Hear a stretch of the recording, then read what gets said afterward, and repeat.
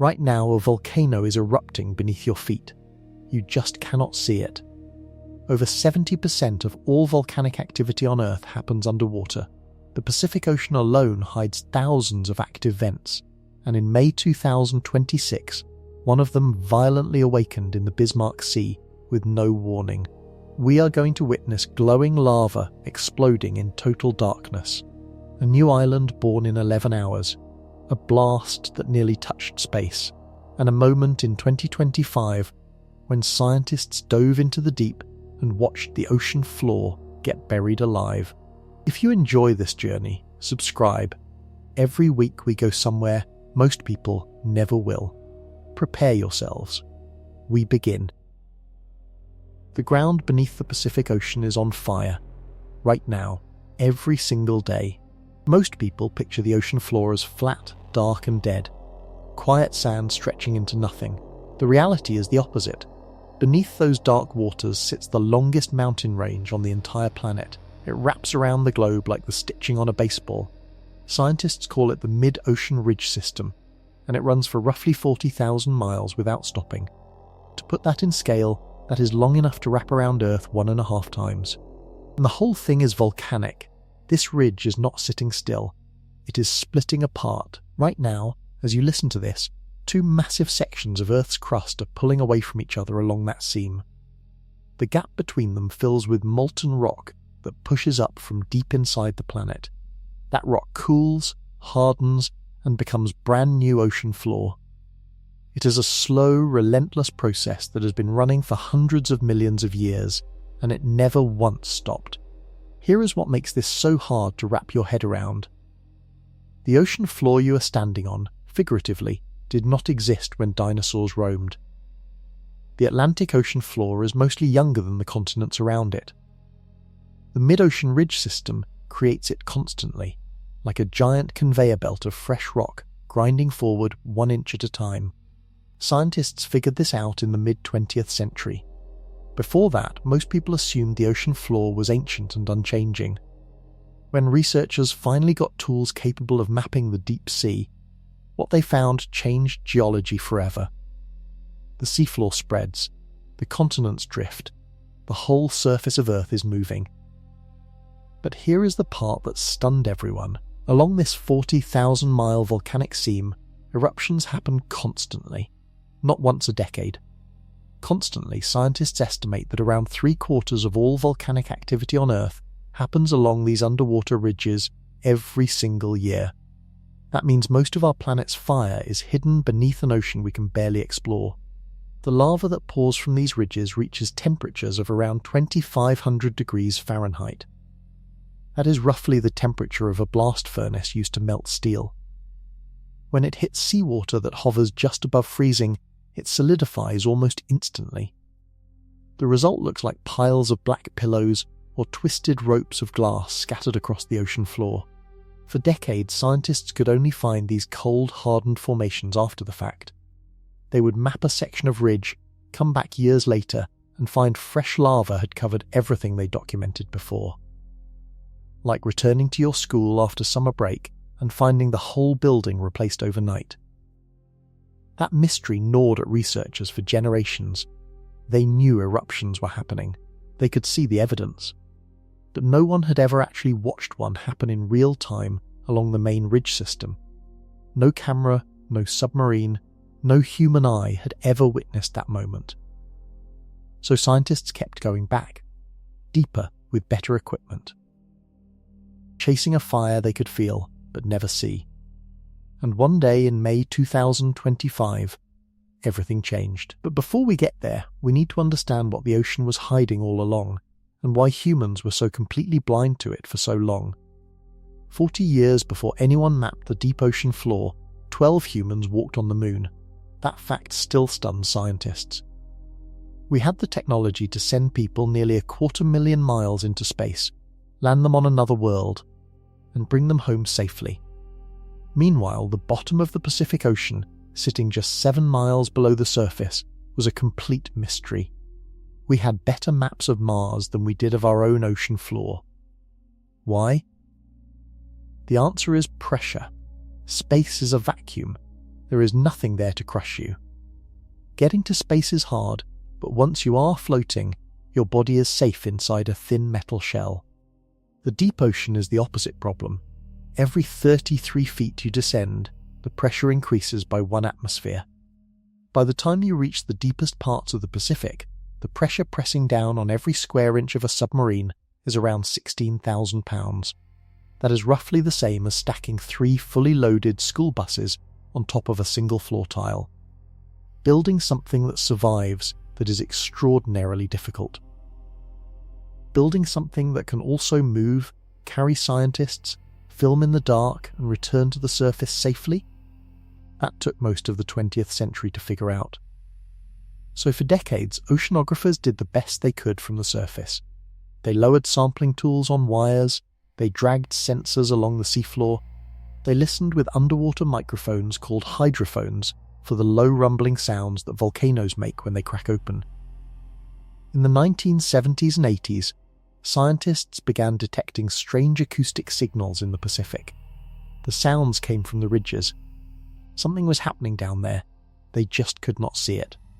The first real maps of the ocean floor came from an unexpected source. During the Cold War, military satellites tracked submarines by mapping the tiny gravitational differences caused by underwater mountains.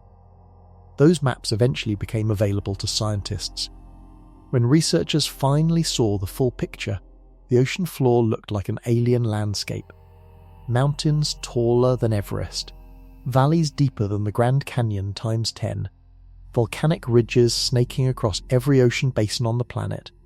The Mariana Trench in the western Pacific drops to nearly 36,000 feet.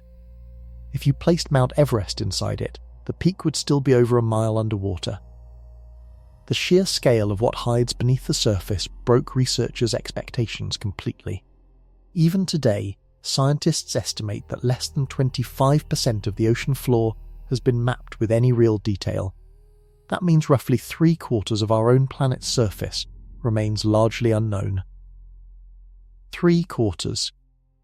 The entire continent of Antarctica is better documented than most of the Pacific seafloor. That ignorance has a cost. Volcanoes were erupting and we had no idea. Islands were forming and collapsing. Massive landslides were reshaping the seafloor. Tsunamis were being triggered by events science never recorded. The ocean was running its own geology, completely unobserved. And then, in 2004, something happened by accident. A research team was monitoring hydrophone data when they heard it. A signal unlike anything in their records, coming from deep in the Pacific. The machines were already pointed at the right spot. For the first time in history, humans were about to witness something that had been happening on this planet for billions of years. Nobody planned to capture it. The cameras were already running for a different reason. In May 2004, a team of oceanographers had deployed an underwater robot near the Juan de Fuca Ridge off the coast of Oregon and Washington. They were there to study the seafloor in general. Routine work. Then the hydrophone network they used to monitor the region picked up a burst of unusual acoustic signals. Something was happening nearby. The team redirected the robot. What they found on the camera feed stopped everyone in the room cold. Fresh lava was pouring across the seafloor. Glowing orange and red cracks split the dark rock. Volcanic material spilled out in slow, thick flows while the surrounding seawater flickered with heat. The ocean floor was actively remaking itself right there on the screen, in real time. Scientists who had spent careers studying cold lava samples were now watching a live eruption. The team had not predicted it. No warning system flagged it ahead of time. The hydrophones heard the rumble of cracking rock, and researchers simply got lucky that a robot was close enough to respond. That moment mattered enormously. Every previous understanding of how underwater ridge eruptions worked came from studying the aftermath. Cold, hardened lava. Mapped terrain compared to older maps. Scientists piecing together a story from clues left behind, like detectives arriving long after a crime. Now, for the first time, they had footage. What they saw challenged some of their assumptions immediately. The lava did not pour out in a single massive flood the way many researchers expected. It moved in multiple smaller flows at once, spreading across the ridge floor and following the natural channels in the rock. The eruption was messier, more chaotic, and more spread out than theoretical models had predicted. The heat coming off the fresh lava warmed the surrounding water enough to create shimmering columns rising toward the surface. Particles of volcanic material drifted upward like ash in slow motion. The seafloor, which had looked like a frozen grey wasteland just hours before, was now alive with colour and movement. And then, as quickly as it had begun, the active flow started cooling. The orange glow faded. The cracks sealed over with fresh black glass. By the time the robot completed its survey of the area, the eruption had already quieted. What remained looked like a fresh layer of dark pavement laid over everything that existed before. The team brought their footage to the surface and shared it with the wider scientific community. It travelled fast. Every volcanologist who saw it had the same reaction: we need better tools down there. We need permanent sensors. We need to be ready for the next one, because this eruption had given scientists something priceless. A glimpse of the process, not just the result. And what the footage hinted at was a system far more active, far more dynamic, and far more unpredictable than anyone had fully appreciated. Something strange had also appeared at the edge of the camera frame. A faint yellow cloud billowing from a crack in the rock. Drifting slowly across the lava field, scientists watching the footage leaned forward in their chairs. What was producing that cloud? And what would happen when researchers finally found an eruption even deeper? One where the pressure was so extreme it changed the physics of fire itself. On land, lava flows like a slow river of glowing rock. You can watch it, you can walk alongside it, you can see it harden over hours into dark, rough stone. The process is dramatic but relatively predictable. 2 miles underwater, none of those rules apply.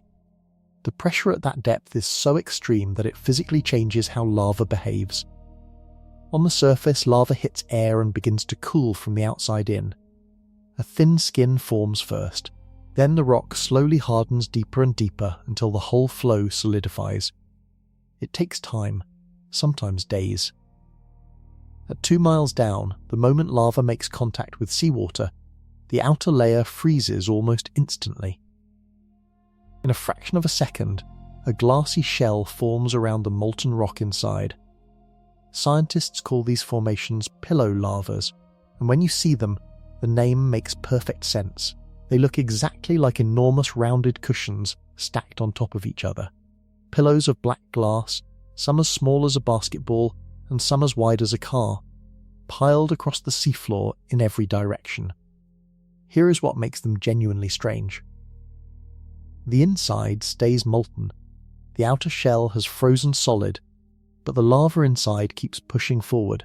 Eventually the pressure builds enough to burst through the weakest point in the shell, and a fresh lobe pops out. That lobe freezes instantly. Another pops out beside it. Then another.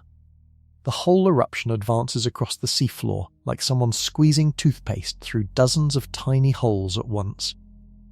The glass shell that forms is unlike any rock you have seen above water. It is shiny and smooth, almost like obsidian, and it preserves a perfect chemical record of the lava inside it at the exact moment of eruption. Scientists treasure these samples. Every pillow lava recovered from the seafloor is essentially a time capsule sealed at the moment the ocean touched it. But not all underwater lava behaves this way. At certain depths, under specific conditions, something weirder happens. The pressure becomes so intense that water no longer behaves like normal water. It enters a state scientists call supercritical fluid, where it is neither quite liquid nor quite gas. In this state, supercritical water mixes with volcanic gases differently, creating chemical reactions that simply do not happen at the surface. Scientists found evidence of this process in lava samples pulled from the deepest ridges, and they are still working out exactly what it means. What they do know is this: the deeper the eruption, the more violent the transition from molten to solid. The pressure squeezes the lava into stranger shapes. the glass that forms is more chemically complex, and the energy released in that instant of freezing gets transferred back into the surrounding water in the form of heat plumes that can rise hundreds of feet before dispersing. Those plumes carry particles, minerals, chemicals from deep inside the earth that have never touched sunlight. When they rise and spread, they change the chemistry of the surrounding ocean in ways scientists are still mapping. And all of this was happening constantly, invisibly, for millions of years. Researchers who first studied pillow lava formations were struck by a single thought. These formations were everywhere on the ocean floor. Billions of them. Mountains of ancient frozen pillows stacked across every ridge system on the planet. The ocean floor was not just rock. It was a monument to billions of years of fire-meeting water.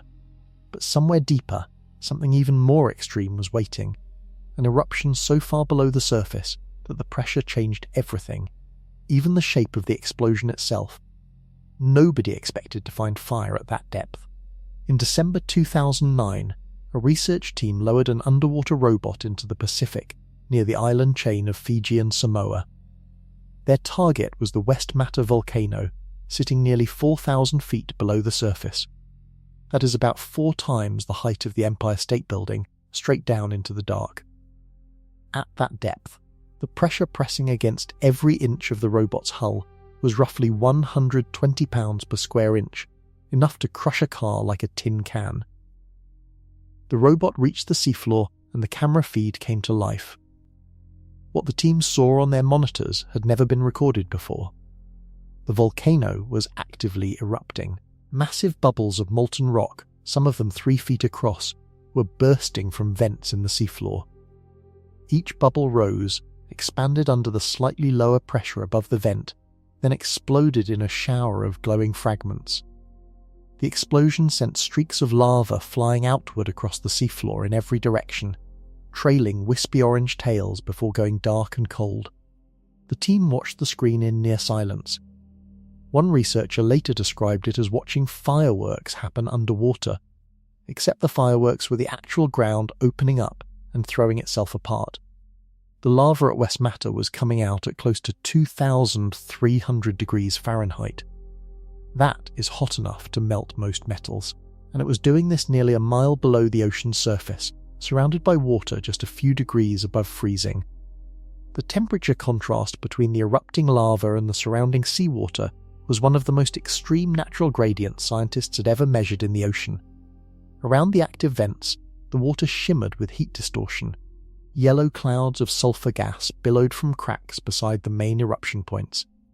The same kind of faint yellow cloud that had puzzled researchers watching the 2004 Juan de Fuca footage.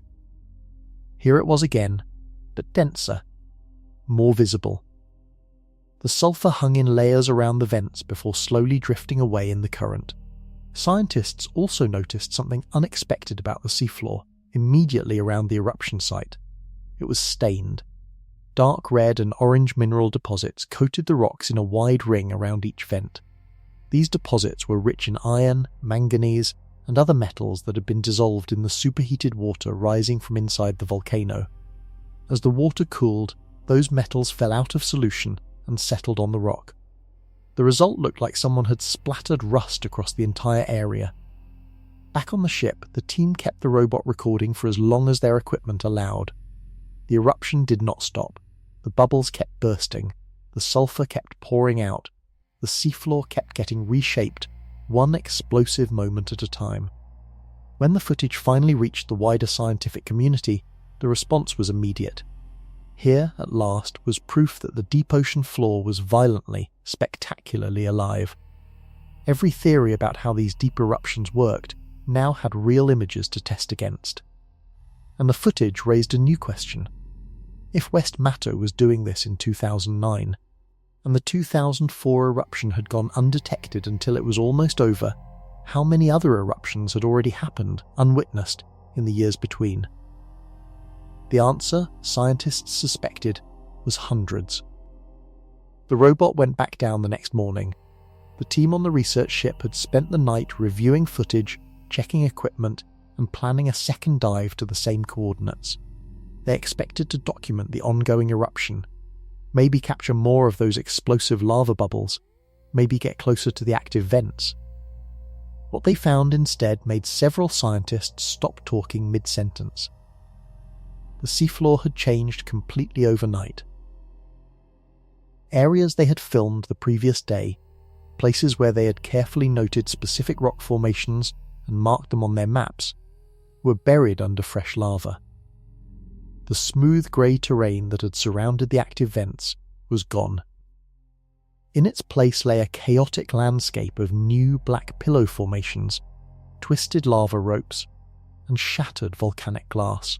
Fresh lava had spread in every direction from the main vents and solidified into unfamiliar shapes. The team had made detailed maps during the first dive. Those maps were already useless. One researcher compared it to going to sleep with a clear view of your backyard and waking up to find someone paved over everything while you slept.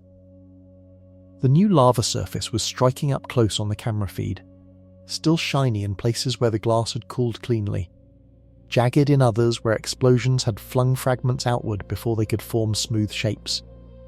Scattered across the fresh flow were thousands of tiny spherical beads, miniature glass droplets that had been thrown into the water column and settled back down like volcanic hail. Scientists collected samples with the robot's mechanical arm and brought them to the surface. The glass in those fresh samples was chemically pristine, perfectly capturing the composition of the lava at the exact moment it erupted. No weathering, no contamination, just raw material straight from inside the Earth. But the biggest discovery from the second dive was a shift in the eruption itself. The violent bubble explosions from the day before had calmed. Fresh lava was still oozing from several vents, but the explosive phase had passed. The volcano was now in what scientists call an effusive state, quietly leaking lava rather than blasting it outward. This transition from violent explosion to quiet ooze happened in less than 24 hours. That speed shocked the team. On land, volcanic eruption phases can last weeks before shifting character. At West Matter, the whole behaviour of the volcano changed overnight. The crushing ocean pressure was altering the eruption in ways that surface volcanoes simply do not experience. Researchers spent months analysing the samples and footage. Their findings showed that West Matter was one of the most chemically primitive volcanoes ever studied. The lava coming out of it carried signatures of material that had barely changed since it formed deep inside Earth's mantle, the thick layer of hot rock sitting beneath the crust. This was ancient planetary material being brought to the surface for what might have been the first time in millions of years. Studying West Matter was like reading a letter written by the early Earth, sealed and only now being opened. The questions it raised were as important as the answers it provided. If the seafloor could change this dramatically in a single night at one location, what was happening across the thousands of other active vents that no robot had ever visited? Something even larger was about to give the world its most dramatic answer yet. And it would come from a volcano most people had never heard of, hiding in the deep water near a chain of small Pacific islands. Imagine filling a plastic bottle with carbonated soda, shaking it hard, and then opening it on land versus opening it at the bottom of a swimming pool. On land, the pressure releases instantly. The gas explodes outward, foam everywhere. At the bottom of the pool, the water around the bottle pushes back. The release is slower, more controlled. The gas cannot expand as freely because the surrounding pressure holds it in. That is roughly the difference between a land volcano and an underwater one, except the forces involved are millions of times more powerful. When magma rises toward a land volcano, it carries dissolved gases with it: carbon dioxide, sulfur dioxide, water vapor. As the magma gets closer to the surface, the pressure drops and those gases start forming bubbles. The same way carbonation forms bubbles when you open a soda. Those expanding gas bubbles drive the explosive eruptions you see on the news. Mount St. Helens. Krakatoa, Pinatubo. The gases expand so fast they shatter the magma into fragments and blast it miles into the sky. Underwater, the pressure from the ocean above acts like a lid on a pressure cooker. the water pushes back against the rising magma. At moderate depths, this suppresses the gas expansion enough to prevent explosive eruptions entirely. The lava oozes out quietly, forms pillow shapes and hardens. Scientists call this effusive activity, and it produces most of the ocean floor you would ever walk on. But the depth changes everything. At shallow depths, around 600 to 1,000 feet below the surface, the ocean pressure is still low enough that gas can partially expand. This is where you get the kind of explosive activity researchers filmed at West Matter. Violent but contained. Bubbles of lava launching outward and shattering, creating fields of volcanic glass across the seafloor. Go deeper, past around 1.5 miles below the surface, and something counterintuitive happens. The water pressure becomes so crushing that even the hottest lava cannot expand its dissolved gases much at all. Eruptions at these extreme depths tend to be less explosive, even if the volume of lava involved is enormous. The magma squeezes out slowly, relentlessly, building thick piles of pillow formations that can stack hundreds of feet high over centuries. Volcano researchers call this the effusive to explosive transition zone. Above it, explosions are possible. Below it, the ocean suppresses them. And the exact boundary shifts depending on the chemistry of the lava, the temperature of the water, and the speed at which magma is rising. This also means that the seafloor acts as a pressure regulator for some of the most powerful geological forces on the planet. Eruptions that would be catastrophic on land get muffled by miles of seawater sitting on top of them. Most of the fire gets swallowed by the ocean before it can reach the surface. Most of it. Sometimes the volcano is powerful enough to punch through anyway, and when that happens, the result is visible from space.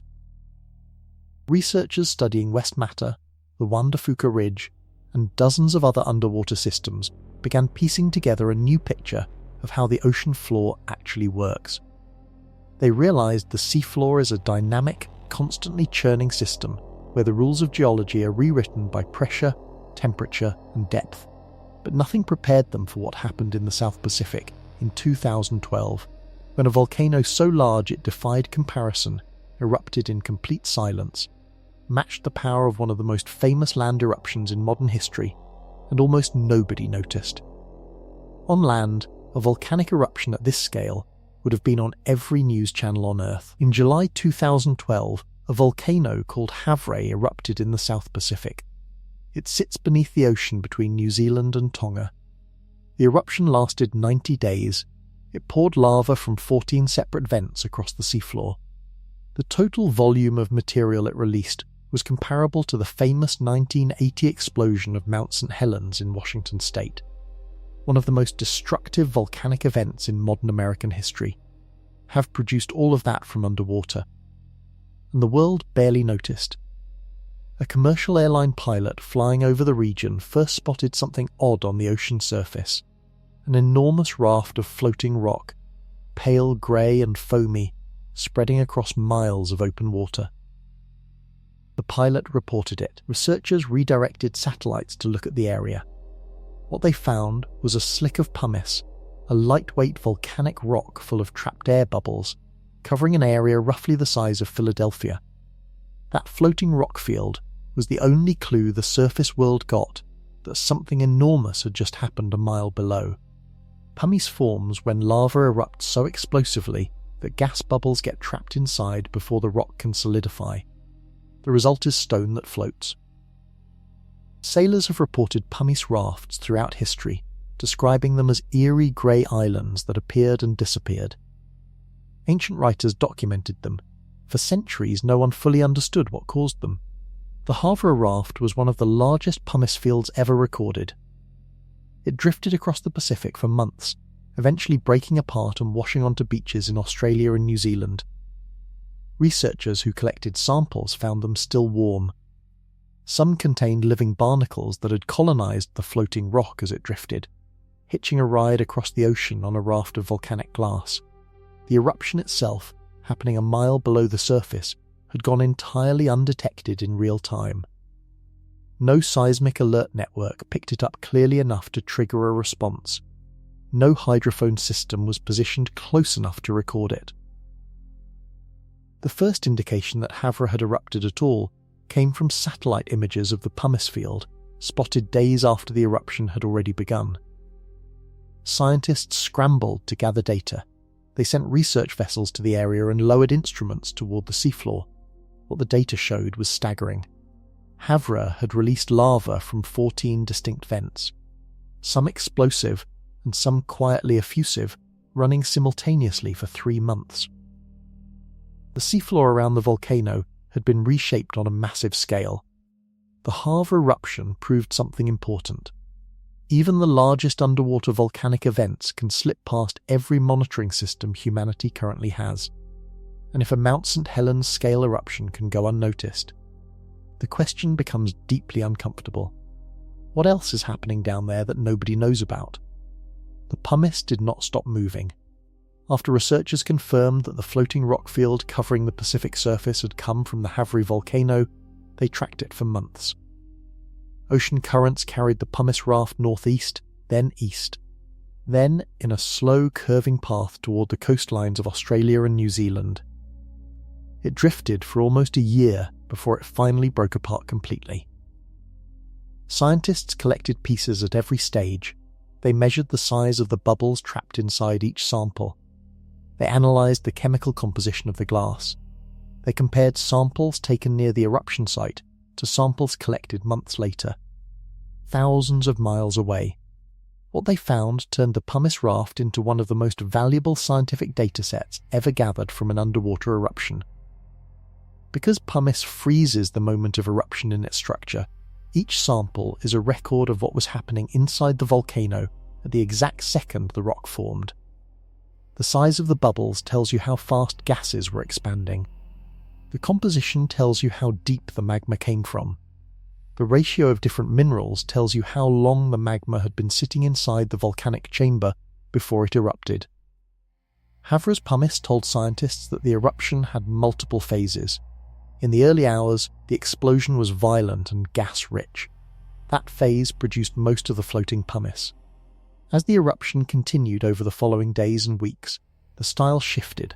The gas-rich lava was used up, and what followed was denser, slower-moving material that built up lava domes on the seafloor rather than blasting material into the water column. This kind of data had never been available for a deep underwater eruption before. Every previous study had relied on samples collected long after eruptions ended.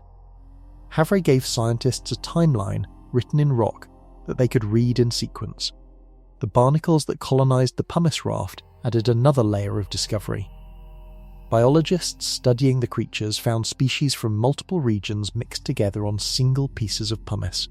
The raft had acted as a biological ferry, carrying organisms from the waters near Tonga across thousands of miles of open ocean to new locations. Some scientists now believe pumice rafts like this may have played a role in spreading ocean life across the Pacific millions of years ago, long before humans existed to observe it. The research team that eventually led a deep dive survey of Havre found something else that stunned them. When they mapped the seafloor around the volcano, they discovered that the lava flows from the eruption had created entirely new terrain features. Ridges that had not existed before, collapsed pits where the seafloor had caved in after lava drained from below. One section of the ocean floor near Havre had physically sunk by over 150 feet because the magma chamber underneath emptied out during the eruption. A piece of the ocean floor the size of several city blocks had dropped, silently, with no one watching. Havre rewrote what scientists thought they knew about how large underwater eruptions unfold. And just as researchers were building a new framework from its data, a different volcano on the other side of the Pacific was preparing something on a scale that would make Havre look modest. 3 months is a long time for a volcano to stay active. Most volcanic eruptions, even famous ones, last days or weeks. The Havre eruption ran for 90 consecutive days, feeding from 14 separate vents scattered across the seafloor in a complex pattern. Each vent behaved differently. Some blasted lava explosively. Some oozed it quietly. A few produced the floating pumice that drifted to the surface. Others built solid domes of hardened rock directly on the seafloor. Understanding why one eruption could maintain this level of activity for so long required scientists to rethink how the plumbing system inside a submarine volcano actually works. Most people picture a volcano as a single tube of molten rock connecting the magma chamber below to a vent at the top. Pour magma up the tube, eruption happens, magma runs out, volcano goes quiet. The Havre data showed something far more complicated. Deep underground, the magma was moving through a network of channels, cracks and reservoirs spread out over a large area. As one pathway got blocked by cooling lava, the pressure redirected the magma sideways, finding a new crack or an old weakness in the surrounding rock. The 14 vents at Havre were not 14 separate volcanoes, they were 14 exit points for the same connected underground system. When scientists mapped them carefully, they found the vents arranged in two loose lines running parallel to each other across the seafloor. Those lines followed fault zones, pre-existing cracks in the ocean crust where the rock was already weaker and more likely to split under pressure. The magma had essentially found every available crack in the seafloor and pushed lava out of all of them at once. The volume of material this system moved over 90 days was enormous. Laid out flat, it would have covered a large city neighbourhood in rock several stories deep.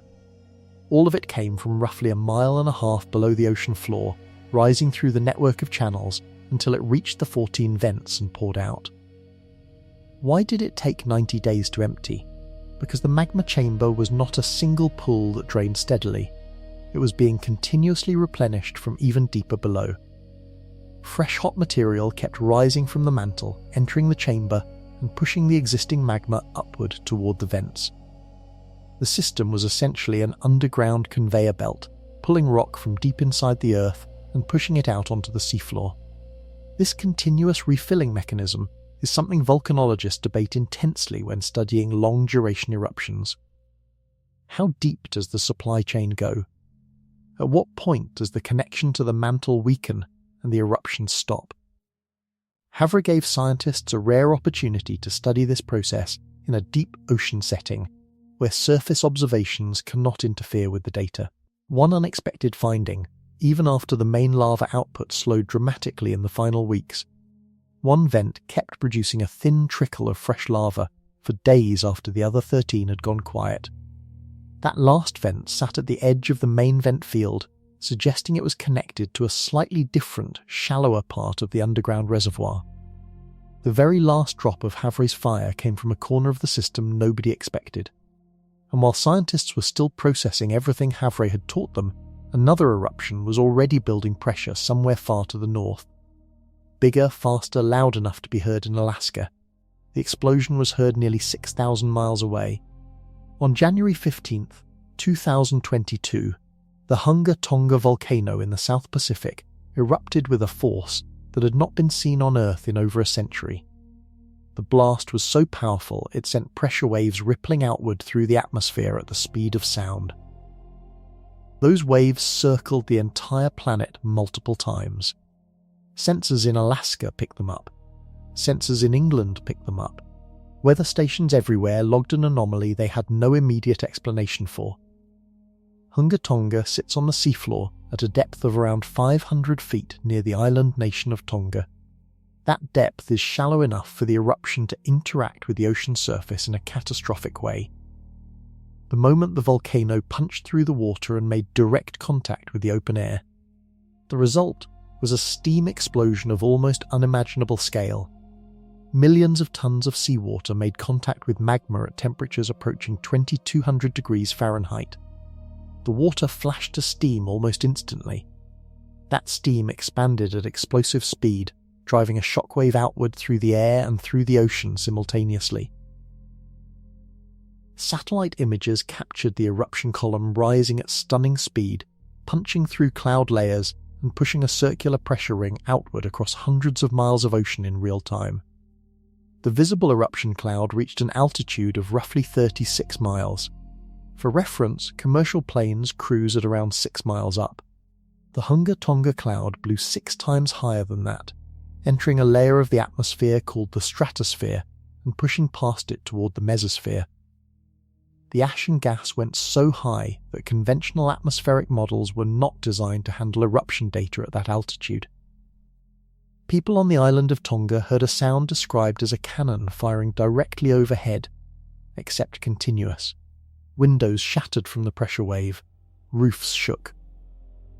For a few terrifying minutes, residents had no idea if the island itself was going to survive. The international response was immediate but hampered by a problem no one had anticipated. The eruption had severed the undersea communications cable connecting Tonga to the rest of the world. The island went dark. No internet. No phone calls. For days, the outside world could not confirm what had happened to the tens of thousands of people living there. Relief aircraft began flying in within 48 hours. What they found was an island covered in ash several inches thick. Crops destroyed. Water supplies contaminated. The ash had fallen so densely that animals on the island were struggling to breathe. But the atmospheric event was only beginning. The shockwave had deposited something extraordinary in the upper atmosphere, something that scientists would spend the next 2 years arguing about, and it was going to have consequences nobody anticipated, including for people living nowhere near the Pacific Ocean. The ash was the part everyone saw. The water vapour was the part that mattered. When Hunga Tonga erupted, it did not just blast rock and ash into the upper atmosphere, it launched an extraordinary volume of water vapour. Researchers analysing satellite data in the months after the eruption found something that genuinely surprised the scientific community. The amount of water the volcano injected into the stratosphere was roughly 10% of the total water vapour that already existed at that altitude globally. In a single day, one volcanic event increased the water content of the upper stratosphere by 10%. That is a number with potential consequences.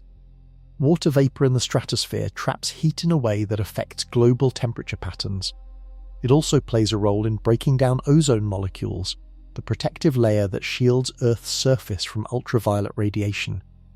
Scientists studying the aftermath found measurable ozone depletion in the years following the eruption, particularly over the southern hemisphere. The scale of what Hunga Tonga injected was unique in the modern satellite record. Previous major eruptions like Mount Pinatubo in the Philippines in 1991 had cooled the Earth slightly by blasting sulfur dioxide into the stratosphere, where it reflected sunlight back into space. Hunga Tonga produced far less sulfur dioxide than Pinatubo. Instead, it launched water, and water behaves very differently. Some researchers calculated that the water vapour Tonga added to the stratosphere could warm the surface of the Earth by a small but measurable amount over the following years, essentially doing the opposite of a typical major eruption.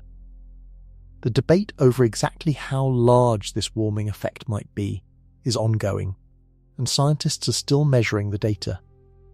The eruption column itself reached such extraordinary heights partly because of the massive steam explosion caused by seawater meeting magma. The shallow depth of the Hunga Tonga volcanic system meant that water had direct access to the eruption in a way that deeper volcanoes do not allow. That water turned to steam, expanded violently, and drove the eruption column upward with extra force beyond what the magma alone could have produced. Standing on the surface of Tonga during the eruption and looking up, you would have seen the column rising so fast it was visibly moving, climbing through the blue sky until it disappeared into white, then into the grey-black of the stratosphere. Satellites watching from orbit recorded the eruption cloud spreading outward like a perfect circular wave, its edges sharp and clean against the blue Pacific.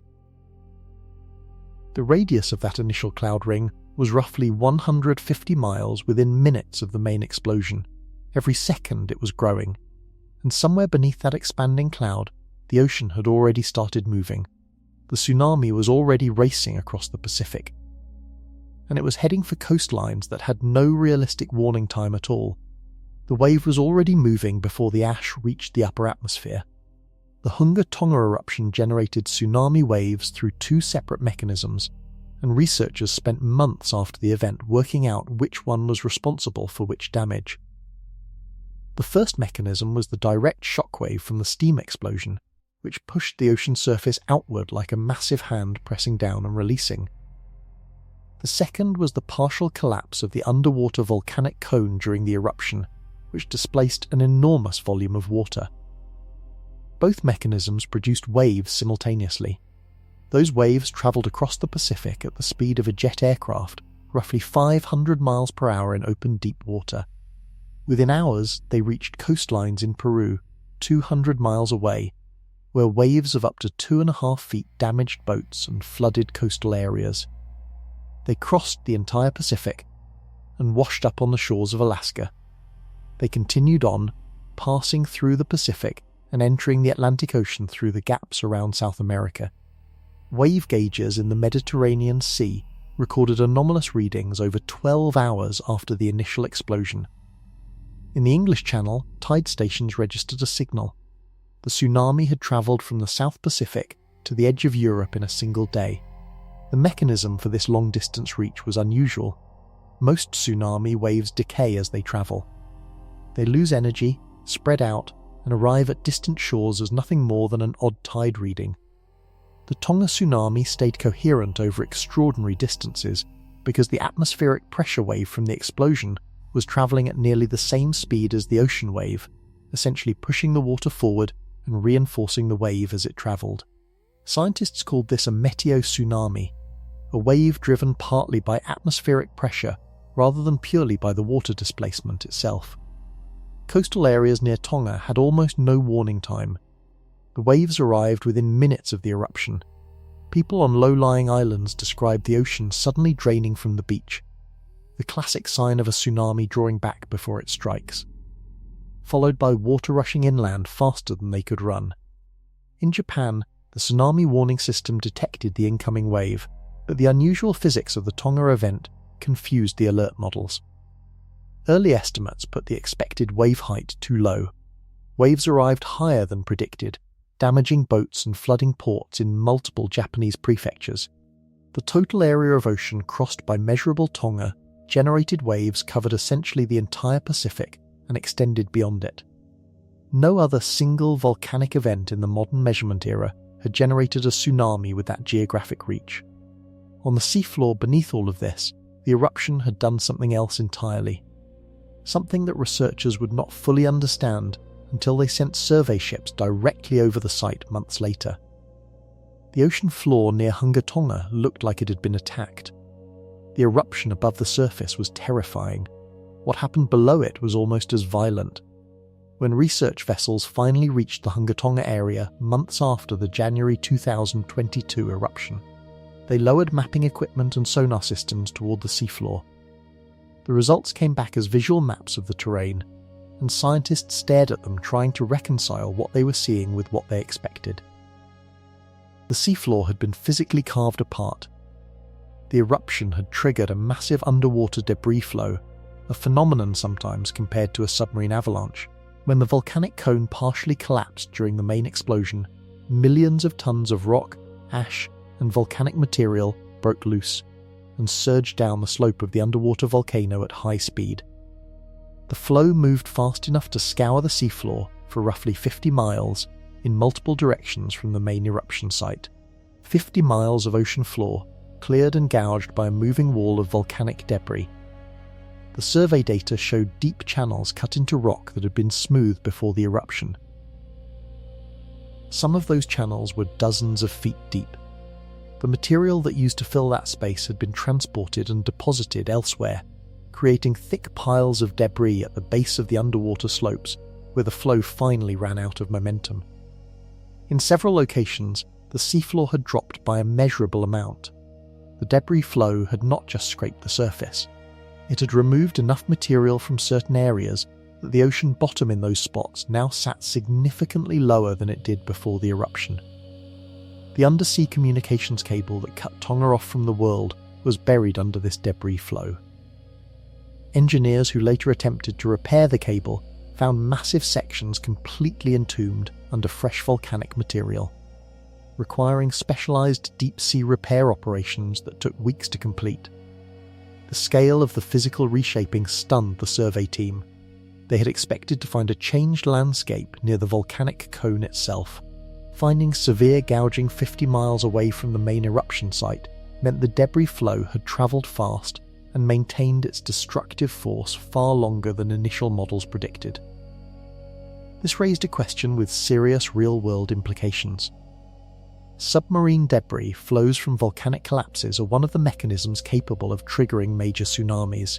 If the Tonga collapse had happened in slightly different geometry, or if the volume of collapsed material had been even larger, the resulting wave could have been significantly worse.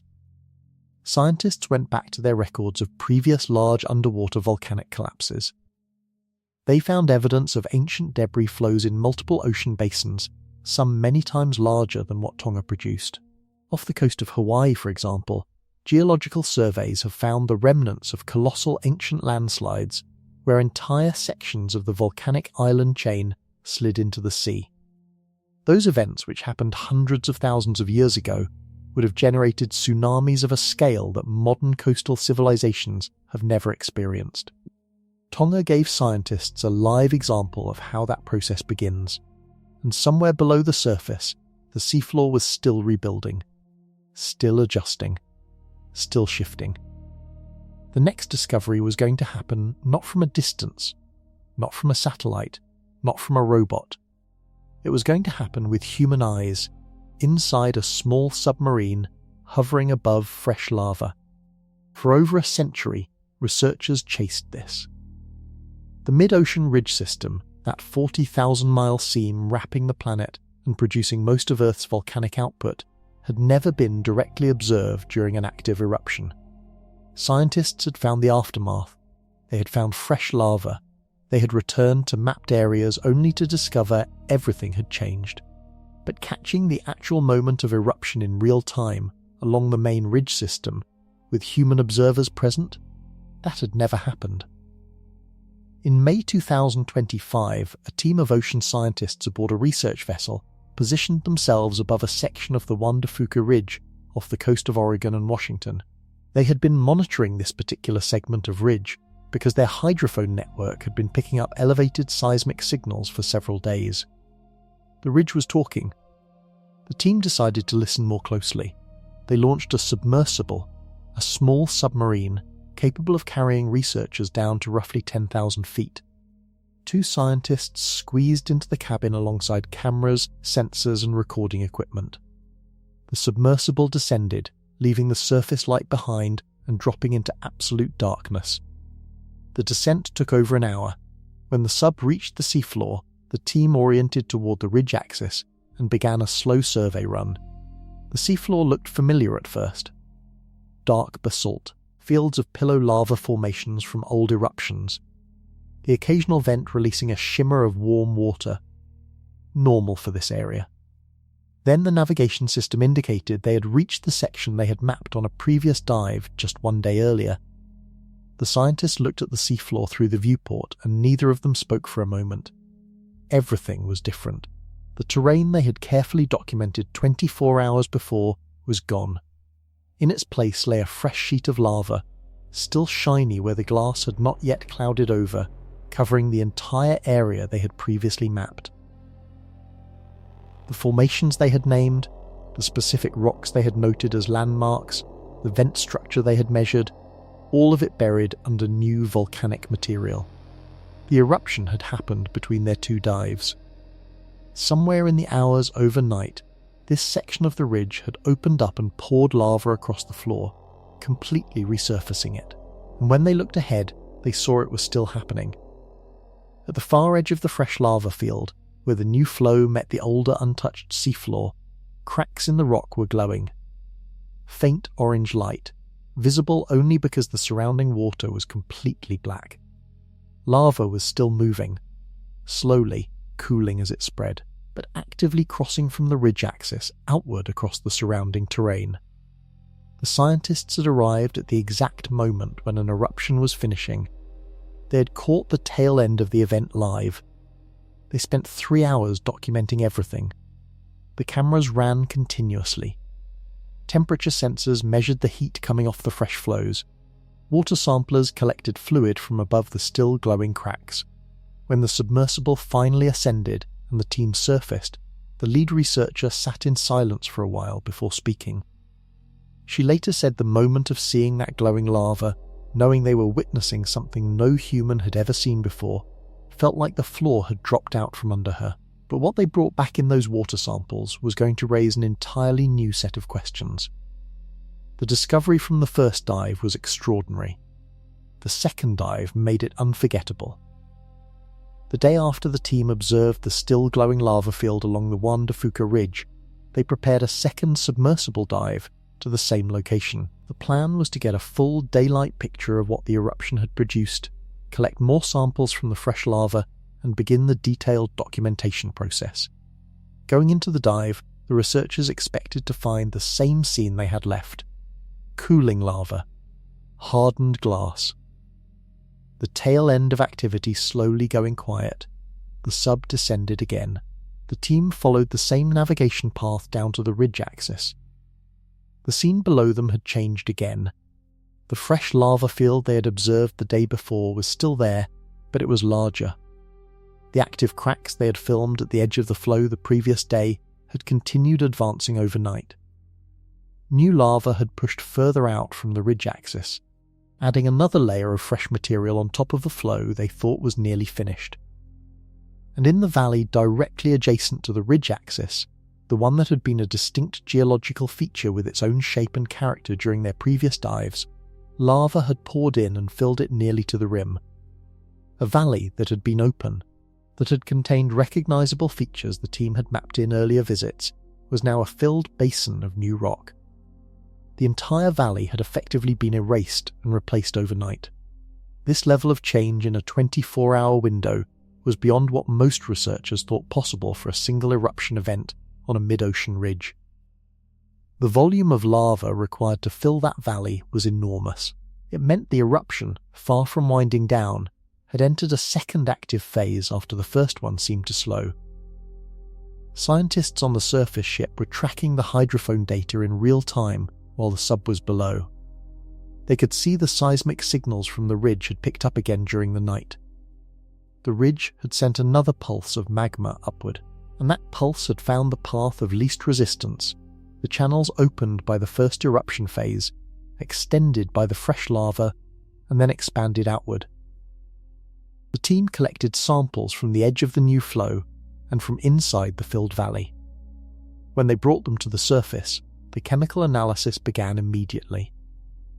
What they found confirmed the second phase hypothesis.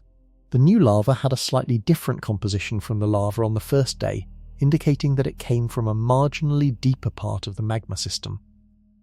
The first eruption had drawn from shallower reserves.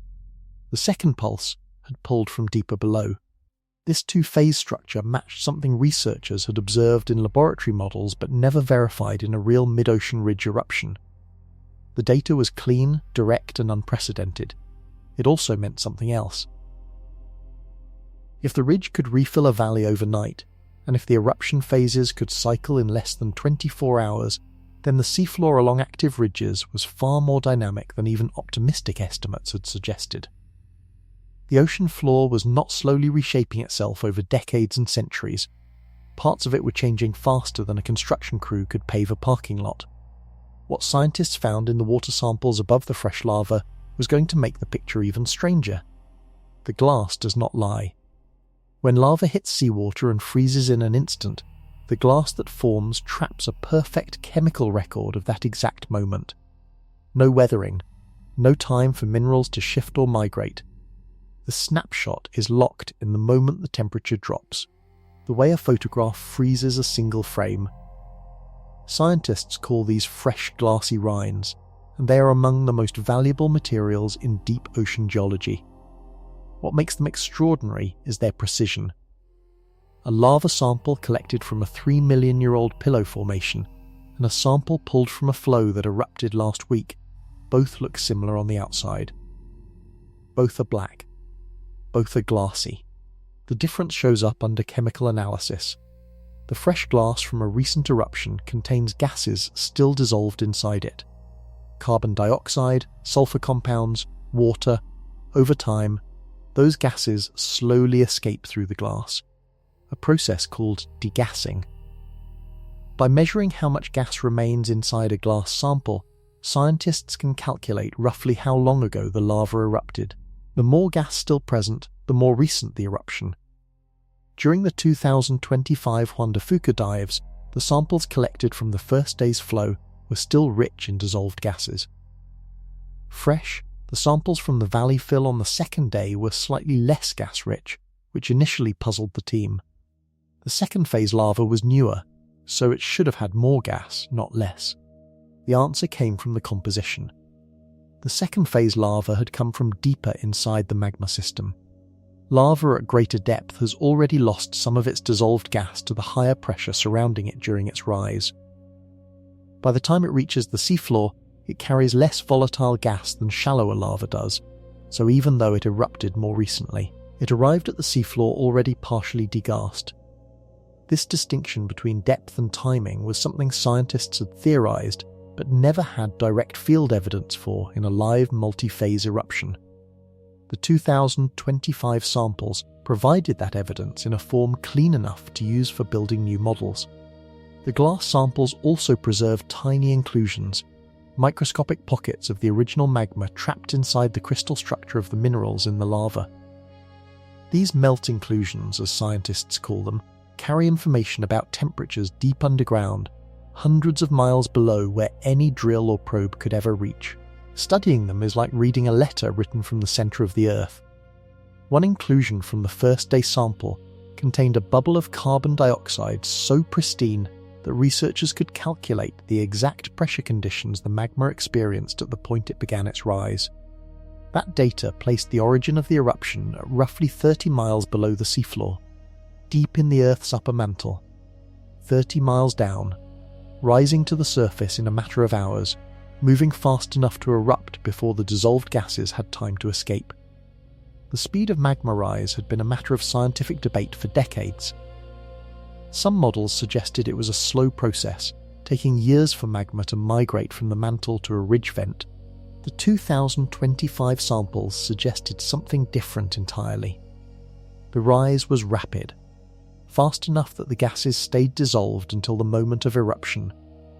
The ocean floor was not just changing, it was changing at a speed that humans had never fully appreciated before, and the things living on that floor, appearing within days of the fresh lava cooling, were about to challenge everything scientists thought they understood about where life is possible. The lava had barely cooled before something moved across it. Scientists returning to fresh lava fields on the ocean floor expected to find barren rock. Sterile, lifeless. A surface so new and chemically hostile that nothing could survive on it yet. What they found instead, in some cases within days of an eruption ending, was life. Tiny white bacterial mats, thin as a coat of paint, spread across the surface of still warm lava. Microscopic organisms had already found the new rock and began colonizing it before the glass had fully hardened in some places. These bacteria were feeding on the chemicals released by the fresh volcanic material, specifically sulfur compounds and hydrogen gas seeping from cracks in the new rock. This was not slow ecological recovery the way a forest regrows after a fire. This was immediate occupation of a brand new surface by organisms perfectly engineered to exploit it. Researchers watching the colonization process in time-lapse footage from underwater cameras described it as watching a city build itself from scratch in fast forward. The bacterial mats arrived first, coating the rock in white. Then came small crustaceans, tiny shrimp-like creatures, grazing on the bacteria. Then larger organisms began appearing, worms, snails, and young crabs, arriving within the first few weeks. The source of this rapid colonization puzzled scientists for years. Where were these organisms coming from? The nearest established vent community might be miles away. The larvae of deep-sea animals would need to travel through cold, pitch-black water to reach the fresh lava, find it, and settle on it, all without any visual cue to guide them. The answer involved chemistry. Fresh volcanic rock releases a detectable chemical signature into the surrounding water. Dissolved minerals, heat plumes, sulfur compounds. These signals spread outward through the water column, and act as a trail leading back to the source. Larvae of many deep-sea species are sensitive to these chemical gradients and can detect them from significant distances. The fresh eruption was essentially broadcasting its location to every organism in the surrounding ocean that knew how to listen. Some species appeared to have evolved specifically to exploit new lava fields. A particular type of deep-sea snail, for example, shows up on fresh lava within weeks and is essentially absent from older volcanic terrain. Its entire life cycle appears adapted to colonizing new surfaces, feeding on early bacterial mats, reproducing, and moving on when the chemical richness of the new rock begins to fade. The speed of this biological succession told scientists something important about the deep ocean. Life down there is not sparse or barely hanging on. It is actively monitoring the environment, ready to exploit any new resource the moment it becomes available. The ecosystem of the deep ocean floor is far more dynamic, far more competitive, and far more responsive than surface observations had ever suggested. And the organisms doing this colonizing were living entirely without sunlight, without photosynthesis. Powered by nothing but chemical energy from inside the Earth. That realization pointed somewhere much larger. Because if life could thrive in total darkness, powered by volcanic heat and chemistry alone, then the definition of where life could exist had just expanded dramatically.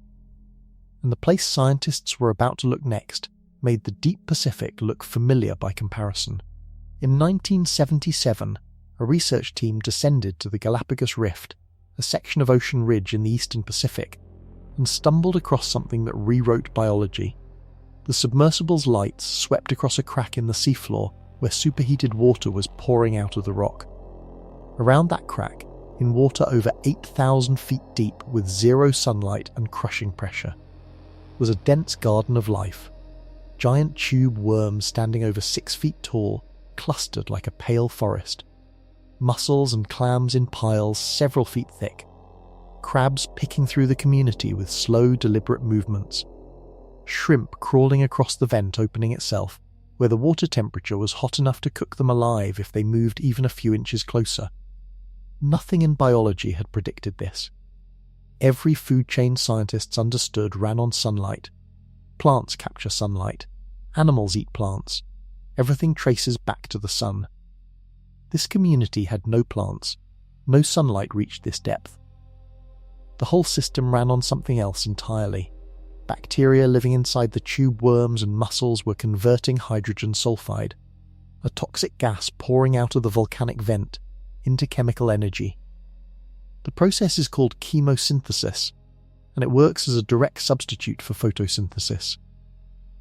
Instead of capturing light to build energy, these bacteria captured chemical reactions.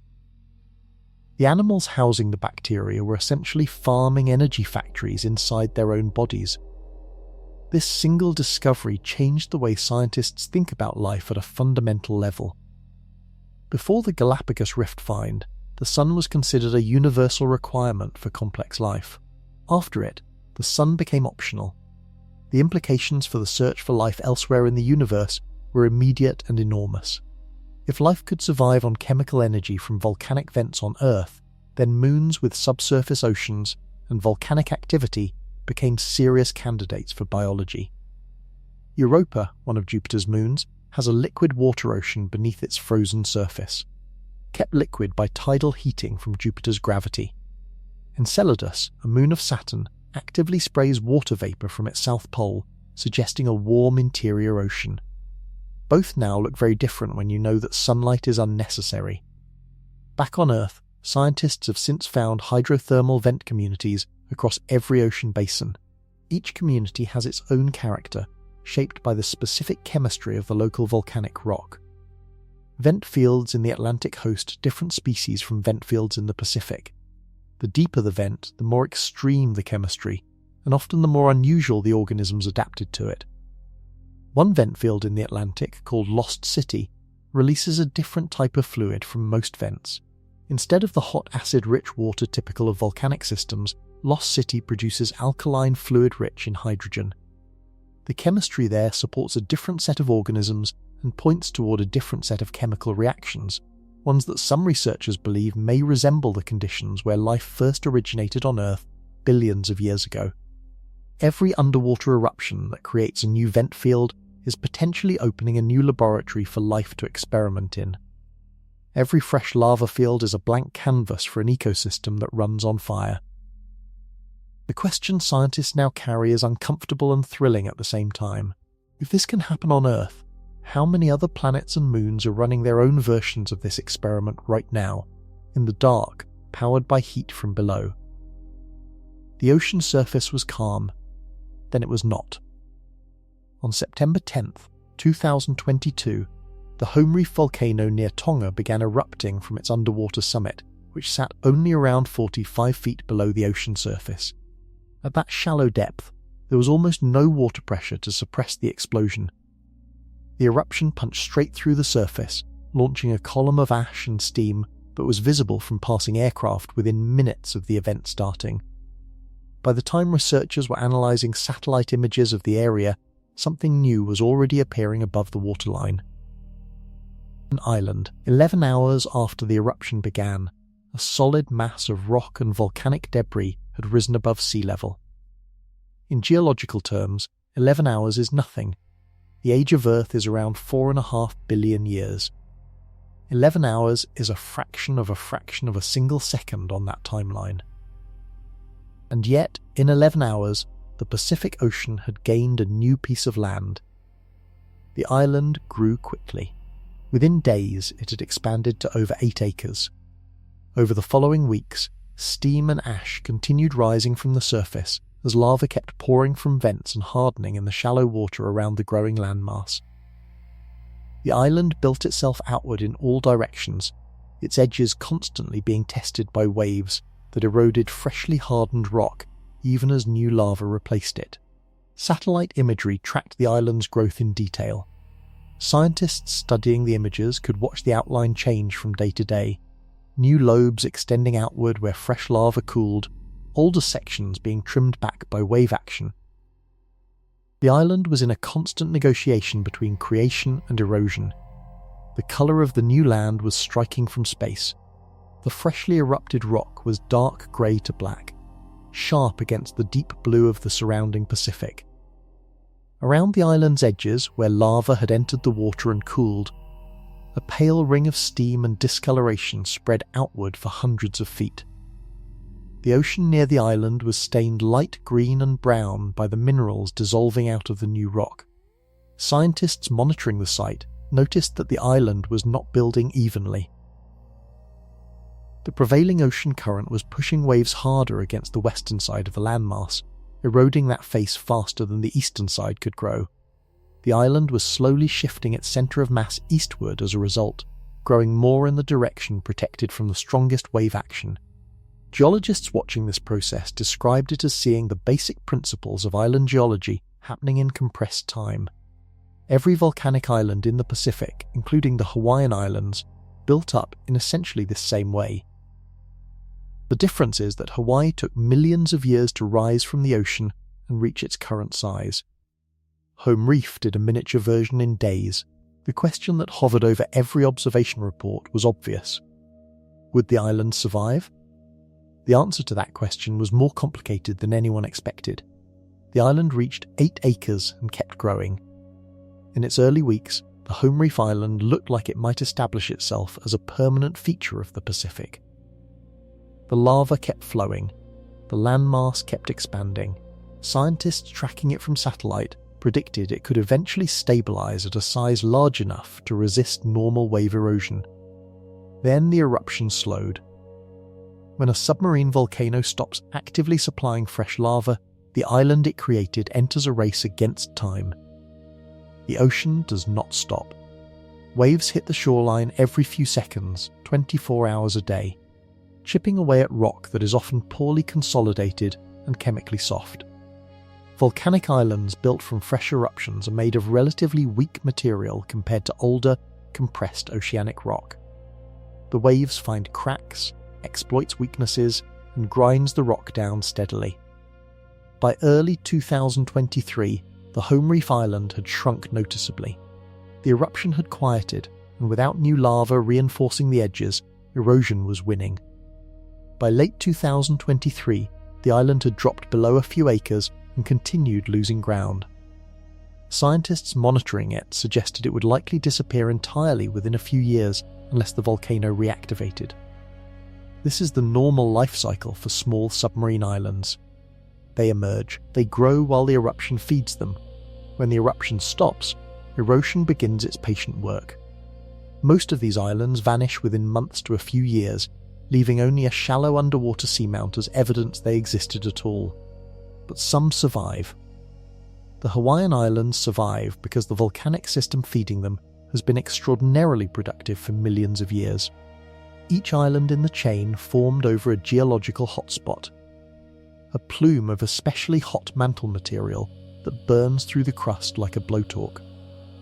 The volume of lava produced by a hotspot system over millions of years can build islands large enough and structurally solid enough to resist erosion almost indefinitely. Tonga's islands sit over a subduction zone rather than a hotspot. Subduction happens when one section of ocean crust slides under another, forcing rock down into the mantle. The melting of that descending rock generates magma that rises and erupts. Subduction zone volcanoes tend to erupt in shorter bursts rather than the sustained continuous output of hotspot systems. That makes building a permanent island harder. The key difference for island survival comes down to one factor: rate of supply versus rate of erosion. If the volcano can produce lava faster than waves can remove rock, the island grows. If erosion wins even slightly, the island eventually loses. For most of these small Pacific eruptions, erosion wins. What geologists find when they map these regions is an underwater graveyard of vanished islands, seamounts that once broke the surface. Flat-topped underwater mountains called guyots, which are ancient volcanic islands that grew, stabilized, then slowly sank as the ocean crust beneath them cooled and contracted over millions of years. The Pacific floor is lined with these drowned islands. Each one represents a chapter of geological history that happened in isolation, unobserved, before any human existed to document it. Home Reef was simply the latest entry in a story that started long before the Pacific had its current shape. The rocks came first. In late October 2023, a submarine volcano erupted roughly 120 miles south of Tokyo, near the remote island of Iwo Jima in the western Pacific. The eruption was shallow enough that the initial explosion broke the ocean surface with force. Instead of producing a slow lava flow that gradually built up a landmass, this volcano blasted material directly into the air. Massive chunks of volcanic rock, some weighing several tons, were hurled skyward by the explosion and landed in the shallow water around the eruption point. Smaller fragments rained down in a dense ring around the main vent. The accumulation of ejected material happened rapidly, piling up above the waterline within hours of the eruption's start. By the time satellite imagery confirmed the eruption, a new island was already visible above the surface, built almost entirely from thrown debris rather than flowing lava. It looked raw and angular, a pile of jagged dark rock still partly hidden by steam and ash clouds. The Iwo Jima island grew to roughly a third of a mile across within weeks. Japanese Coast Guard vessels and research aircraft circled the area to document the ongoing activity. Explosive bursts continued sending material skyward, adding to the pile. The island's surface was chaotic, covered in sharp volcanic bombs and fine ash, with steam venting from multiple points where hot rock met seawater. This style of island formation, built from explosive ejection rather than lava flows, produces a structurally different kind of landmass. Explosively ejected volcanic material is loosely packed compared to hardened lava flows. The spaces between fragments allow water to infiltrate, which accelerates erosion from the inside out. Islands built this way tend to be even more fragile than lava flow islands, crumbling faster under wave attack. Japanese volcanologists watching the event knew this. Their early assessments noted that the new island might be temporary. But they also noted something that changed the calculation. The new island had formed very close to Iwo Jima itself. If the two landmasses connected before erosion destroyed the newcomer, the combined land area would be more structurally robust. Iwo Jima's older, harder rock could essentially anchor the new addition and protect it from the worst wave action. By mid-2024, researchers monitoring the area reported that the new island had indeed begun connecting to the edge of Iwo Jima. The gap between them was filling with material from both the continuing eruption and accumulated sediment. What began as a dramatic pile of thrown rocks was slowly becoming an extension of an existing island. The Pacific was not just destroying islands, it was adding to them. And as scientists catalogued the births of the Home Reef and Iwo Jima Islands, they were simultaneously processing new data from a completely different kind of submarine eruption, one happening along a fault system they had barely studied in a sea that sits in one of the most tectonically violent regions on Earth. Every new island faces the same test the moment the eruption stops. The ocean does not pause. Waves generated by storms thousands of miles away arrive constantly, carrying energy that took days to build up over open water. When that energy meets a new island, it hits rock that has never been weathered, never been compacted, never had time to develop the structural integrity of older land. The fresh volcanic material is often full of tiny cracks and gas pockets left over from rapid cooling. Water finds those weaknesses immediately. The survival question comes down to what the island is made of and how deep its foundation sits below the water. Islands built from hardened lava flows, like the pillow lava formations that stack up over centuries along mid-ocean ridges, are relatively dense and structurally solid. The lava cooled slowly enough that it compressed into strong formations. These islands can resist erosion for extended periods if they grow large enough. Islands built from loose volcanic debris, ejected fragments, and pumice are far more fragile. The spaces between particles allow wave action to work from multiple angles simultaneously. The ocean does not just attack the shoreline, it infiltrates the island's interior, weakens it from below, and causes sections to collapse inward. Sea level also matters. An island that barely clears the waterline by a few feet is fighting a losing battle from day one. Waves regularly overtop it, carrying material back into the ocean. An island that builds to tens of feet above sea level has more buffer. Storm waves still attack it, but they cannot wash over it as easily. The single biggest survival factor is what sits beneath the island underwater. A volcanic edifice that rises from a broad, stable underwater base is far more durable than one built on a narrow cone. The base provides structural support and creates shallower surrounding water, which causes incoming waves to break earlier and lose energy before they reach the island's shoreline. Ancient volcanic island chains like Hawaii demonstrate what survival looks like at scale. The big island of Hawaii sits on a volcanic shield that extends far below the waterline, one of the largest mountain structures on Earth when measured from its base on the ocean floor. That foundation is what allows it to absorb millions of years of wave action and still stand miles above sea level. The islands emerging near Tonga and Japan are starting from scratch, without those deep foundations. They are buying time. Whether they earn enough time for their foundations to solidify depends on factors scientists can observe, but not control. Interestingly, some disappeared islands leave lasting influence even after they vanish. Shallow underwater seamounts, just below the surface where islands once stood, affect ocean currents and wave patterns around them for millions of years after the island is gone.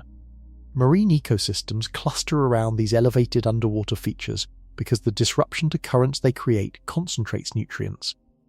A dead island can support a living reef community for far longer than it stood above water. The ocean has a long memory. And while these small island births and deaths were playing out in the South Pacific, a very different kind of undersea event was beginning to unfold in a sea that scientists had barely mapped, along a fault line with a name most people had never heard. Nobody was expecting it on May 8, 2026. A network of underwater sensors monitoring seismic activity in the southwestern Pacific registered a significant burst of signals coming from the Bismarck Sea, a body of water located off the northern coast of Papua New Guinea. The signals indicated that volcanic activity had begun along a geological feature called the Titan Ridge, a fault system cutting through one of the most tectonically active regions on the planet. Researchers at monitoring stations in the region began pulling data. What they found was a sustained eruption, already underway, generating a plume of heated water and volcanic material rising through the water column above the ridge. The Titan Ridge sits in a part of the Pacific that researchers describe as extraordinarily complex. Multiple tectonic plates meet and interact in this region, including the Pacific Plate, the Australian Plate, and several smaller microplates caught between them. The forces operating here are enormous. Plates are colliding, subducting, grinding past each other, and pulling apart, all within a relatively compact geographic area. Papua New Guinea itself sits above one of these collision zones, which is why it experiences some of the highest earthquake frequency of any country on Earth. The Titan Ridge eruption added fresh data to a zone scientists had long wanted to study more closely. The ridge's position within this tectonic tangle means that the magma feeding its volcanoes has a different chemical character from the magma at simpler ridge systems like the Juan de Fuca. Multiple plate interactions generate mixed source material, pulling from different depths and different rock compositions as the plates grind and slide above the mantle.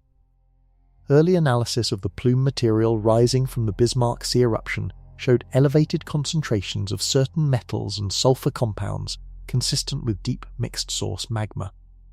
This was material that had been processed through an unusually complex underground journey before reaching the seafloor. Observation vessels began making their way toward the region within days of the initial detection. The challenge was significant. The Bismarck Sea is remote.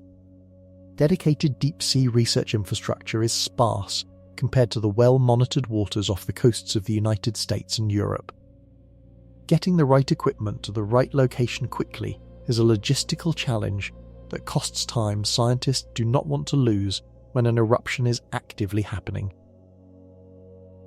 What initial surveys confirmed was that the eruption was ongoing and appeared to be producing significant volumes of material along multiple points on the Titan Ridge.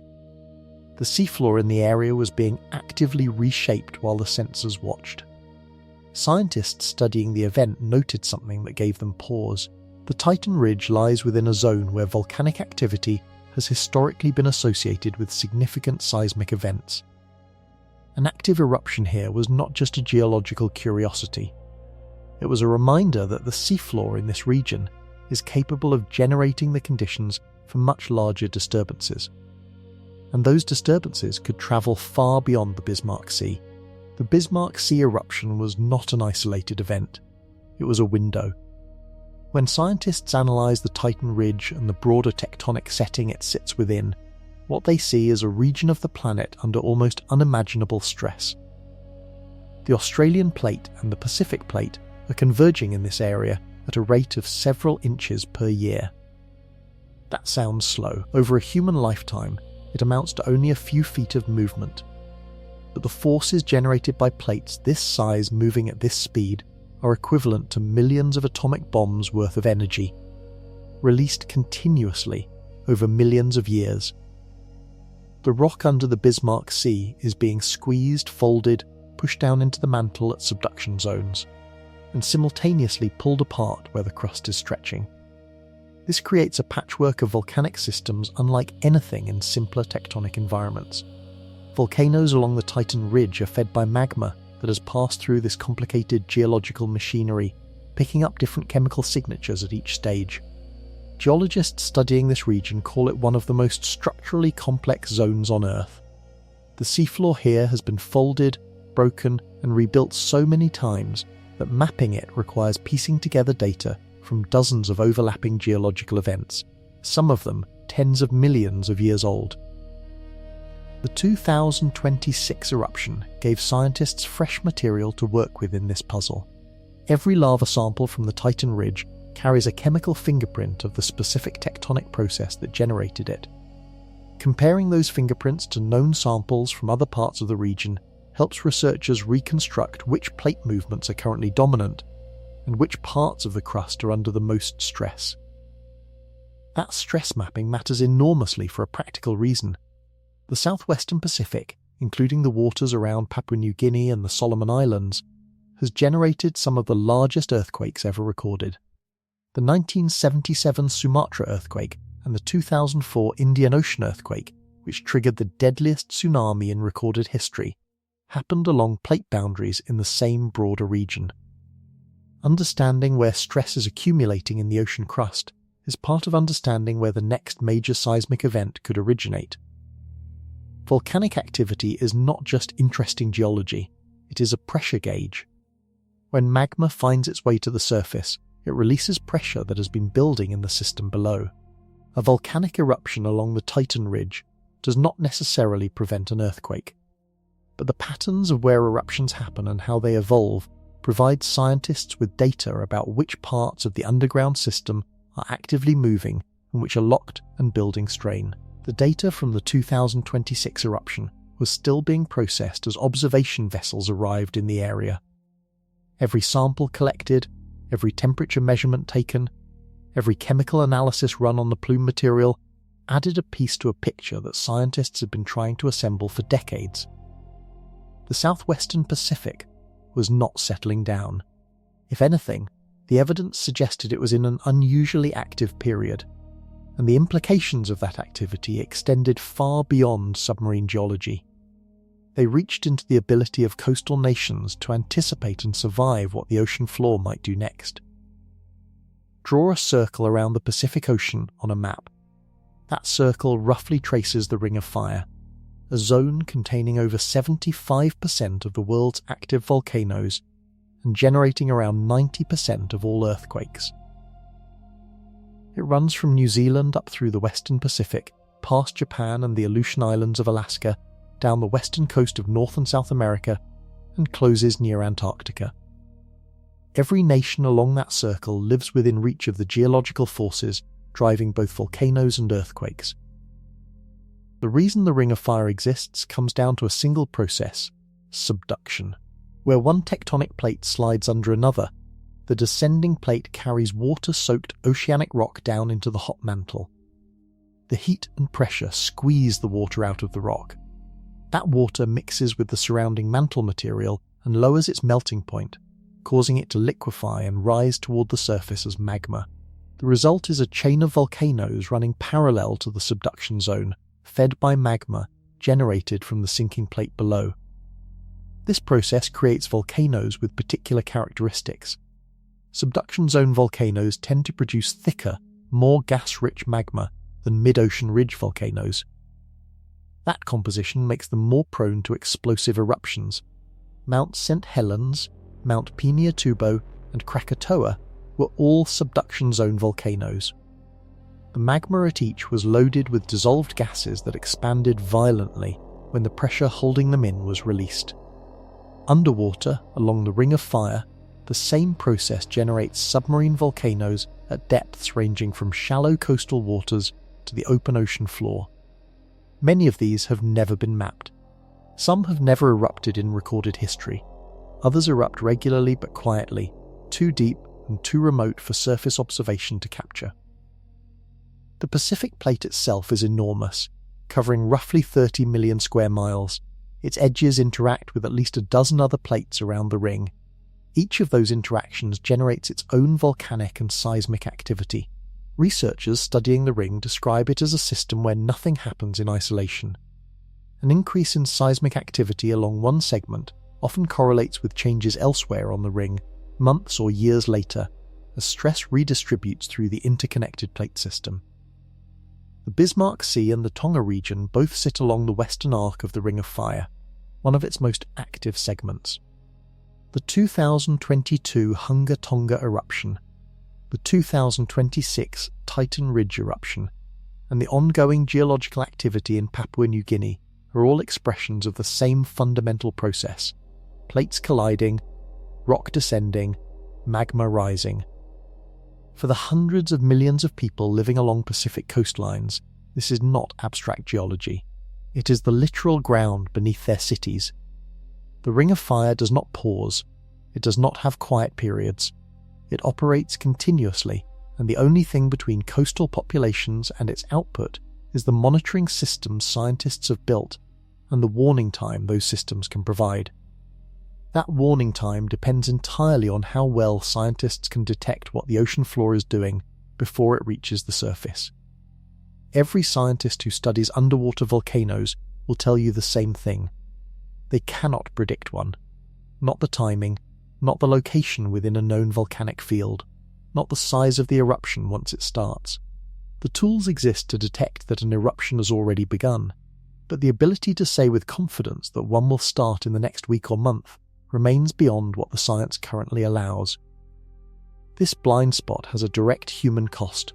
Coastal communities near submarine volcanic zones face tsunami risk that cannot be fully assessed, because the trigger mechanisms on the seafloor are not adequately monitored. Early warning systems for tsunamis rely on detecting earthquakes or pressure waves in the ocean. A volcanic eruption that begins slowly, building over hours before reaching a critical threshold, can generate a tsunami that outpaces the warning time available to coastal populations. The reason prediction is so difficult starts with the fundamental challenge of access.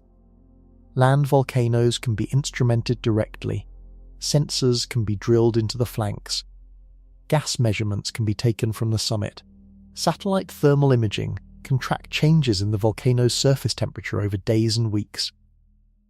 Scientists have built an entire toolkit for monitoring volcanoes they can reach.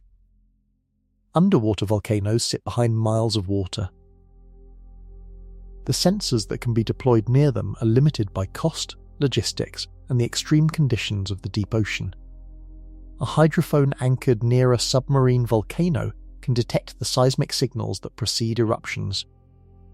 Pressure sensors on the ocean floor can register the subtle inflation of a volcano's flanks as magma fills its interior. These technologies work and have provided genuine advances in monitoring. But the coverage is sparse. The mid-ocean ridge system alone stretches 40,000 miles. The total length of monitored ridge with adequate sensor coverage is a small fraction of that. Thousands of submarine volcanoes lie outside any monitoring network. They could be building toward eruption right now, and no instrument would register it. The 2012 Hava eruption is the clearest example of what this blind spot looks like in practice.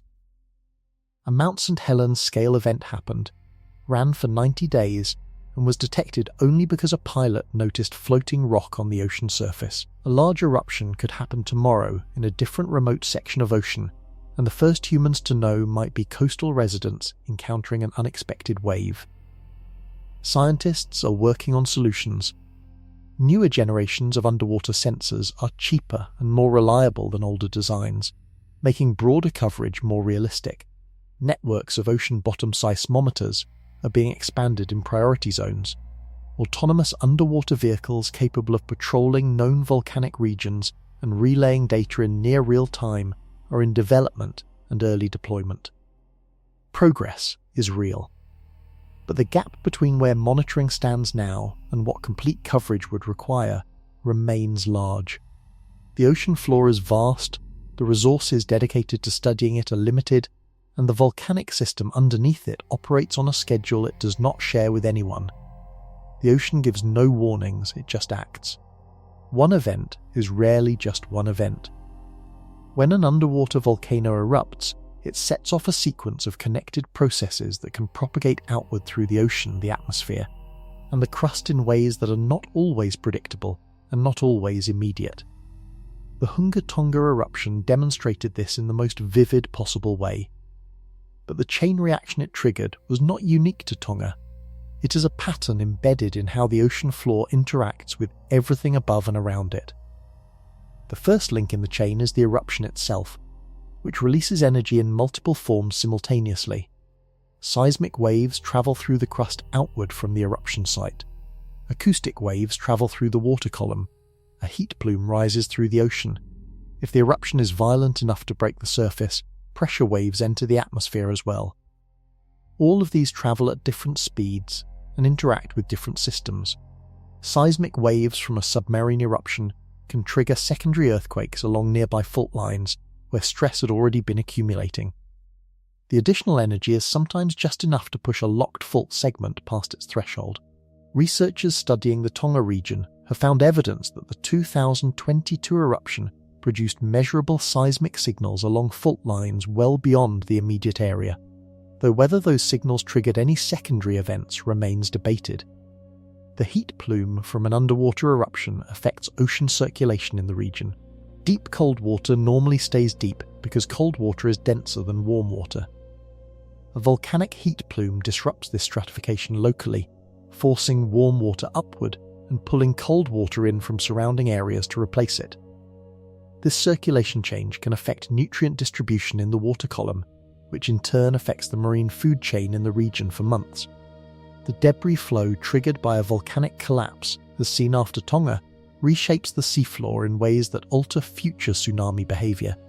A seafloor carved into deep channels and steep slopes will direct tsunami wave energy differently than a smooth flat bottom. Researchers modelling tsunami propagation need accurate seafloor maps, and major eruptions can invalidate those maps within hours. At the atmospheric level, volcanic gases injected into the stratosphere affect ozone chemistry, radiation levels reaching the surface, and cloud formation patterns. These effects operate on timescales of months to years, long after the eruption itself has ended. The stratospheric water vapour from Tonga was still producing measurable atmospheric effects more than 2 years after the event. Each link in this chain affects a different group of people. Coastal communities face the tsunami risk. Fishing communities face altered marine ecosystems. Agricultural regions far from the ocean face potential climate effects from stratospheric aerosols. The connections are real but not always visible, which is why scientists tracking these eruptions work across multiple disciplines simultaneously. A submarine volcano erupts in silence, deep in the ocean. The chain reaction it starts can reach your weather, your food supply, and your coastline. The question is whether the detection systems in place can read the chain fast enough to give people time to respond. The ocean does not make it easy. But scientists built tools that listen even when they cannot look. The most widespread detection technology is the hydrophone network. Hydrophones are underwater microphones anchored at specific depths in ocean basins around the world. They were originally built during the Cold War to track submarine movements. When the military declassified portions of this network in the 1990s, oceanographers realized they had been given an extraordinary scientific instrument. Sound travels through water far more efficiently than through air. A large underwater eruption generates acoustic signals that can travel thousands of miles through the ocean before fading.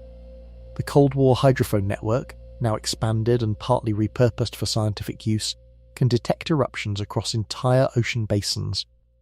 When the 2004 Juan de Fuca Ridge eruption was captured in real time, the initial alert came from hydrophone data that showed anomalous signals consistent with volcanic activity. Ocean bottom seismometers are a second layer of detection. These instruments rest directly on the seafloor and measure ground motion with high precision. Near known volcanic zones, dense arrays of these sensors can detect the small earthquakes, called volcanic tremor, that accompany magma movement beneath a volcano. The pattern of this tremor changes as eruptions approach. Rising magma cracks rock as it moves, generating characteristic seismic signatures that trained analysts can distinguish from ordinary tectonic earthquakes. Satellite systems provide the third layer. Ocean surface temperature can be monitored from orbit with infrared sensors. A large submarine eruption sends enough heat through the water column to produce a detectable warm spot on the ocean surface, though this signal is faint and can take time to develop. More directly useful is the ability to detect eruption plumes that breach the surface. The Hunga Tonga eruption column was tracked in extraordinary detail by multiple satellite systems that captured it at minute-by-minute intervals as it rose through the atmosphere. Autonomous underwater vehicles, commonly called robotic submarines, are becoming an increasingly important tool for close-range monitoring. These robots can be programmed to patrol specific areas of the ocean floor, taking water samples, temperature readings, and chemical measurements on regular schedules. When their sensors detect elevated temperatures or unusual chemical concentrations near a known volcanic field, they can alert researchers in near real time. The challenge remains coverage. Each of these technologies is expensive, and the ocean is enormous. Hydrophone networks have gaps. Ocean bottom seismometer arrays cover a small fraction of active volcanic terrain. Satellite passes over any given location are limited to several times per day, and cloud cover can interfere with optical sensors. The goal scientists are working toward is an integrated system where all these data streams feed into a single monitoring framework, automatically flagging anomalies and generating alerts when multiple sensors agree that something unusual is developing. That kind of system exists in prototype form for a few well-funded monitoring zones. Extending it globally is a project measured in decades and billions of dollars. Until then, some eruptions will be seen, many will not, and the ocean floor will keep rewriting itself on its own schedule. The lava is only the beginning. When a large submarine volcano erupts, the geological event is dramatic and visible in the data. But the chemical event that follows is slower, more pervasive, and in some ways more consequential for the living ocean above it. Freshly erupted lava is rich in minerals. Iron, manganese, zinc, copper, and dozens of other elements are locked in the molten rock as it pours from the vent. As the lava cools and the surrounding seawater heats up in contact with it, a process begins where those minerals dissolve out of the rock and enter the water. The hotter the water, the faster and more complete this dissolution is. Near an active vent where water temperatures can exceed 600 degrees Fahrenheit, mineral dissolution happens at extraordinary rates. Iron released by submarine volcanoes is particularly important. Iron is a nutrient that limits the growth of microscopic marine plants, called phytoplankton, across large areas of the open ocean. The Central Pacific and the Southern Ocean are iron-poor environments where phytoplankton growth is held back specifically by a lack of this element. When an underwater eruption releases large quantities of iron into the water column, it can trigger phytoplankton blooms, sudden explosive growth events where microscopic plant life multiplies by orders of magnitude. These blooms have cascading effects. More phytoplankton means more food for the tiny animals that eat them, which means more food for the fish that eat those animals, and so on up the food chain. A submarine eruption in a nutrient-poor part of the ocean can temporarily stimulate a pulse of biological productivity that reaches through every level of the marine ecosystem in that region. After the Hunga Tonga eruption, researchers studying satellite imagery of the surrounding ocean found evidence of exactly this kind of productivity pulse. Chlorophyll measurements, which indicate the presence of phytoplankton, showed elevated concentrations in a zone around the eruption site in the months following the event. The acid chemistry of the surrounding water also shifts during an eruption. Volcanic gases, particularly carbon dioxide and sulfur dioxide, dissolve into seawater and form weak acids. Near an active eruption site, the water becomes measurably more acidic. This acid pulse can stress or kill organisms adapted to the normal ocean chemistry of the region, creating temporary dead zones around the most active vent fields. But this acidic, mineral-rich water eventually mixes and dilutes as it spreads outward from the eruption zone. By the time it has travelled hundreds of miles, it has normalised. The minerals have been taken up by organisms or settled to the seafloor. The acid has been buffered by the vast volume of the surrounding ocean. The net effect of a single large eruption on global ocean chemistry is measurable but modest in the short term. What is less certain is the cumulative effect of the hundreds of eruptions happening continuously across the ocean floor, releasing minerals, heat, and gases without interruption. Scientists studying ocean chemistry are increasingly treating submarine volcanoes as a background chemical input that shapes ocean composition over geological timescales, a slow, steady addition of minerals and heat that the ocean accounts for in its long-term balance. That balance is far more active than anyone assumed a century ago, and the volcanoes contributing to it are far more numerous than anyone has yet managed to count. The eruption ended, the effects did not. When Hunga Tonga blasted water vapour into the stratosphere in January 2022, it deposited an extraordinary amount of moisture at an altitude where water does not normally accumulate in those quantities. Scientists using satellite instruments designed to measure stratospheric water vapour watched the numbers climb after the eruption and stayed watching for months.